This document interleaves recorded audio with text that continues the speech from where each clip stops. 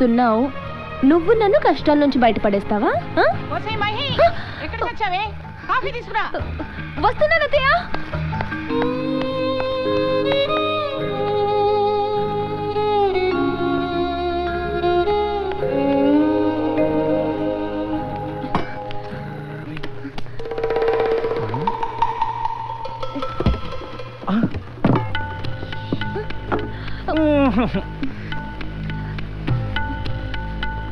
నువ్వు చాలా అందంగా ఉంటావు తెలుసా?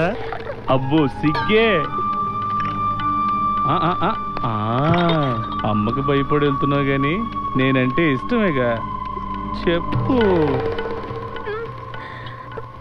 తొందరగా వచ్చే.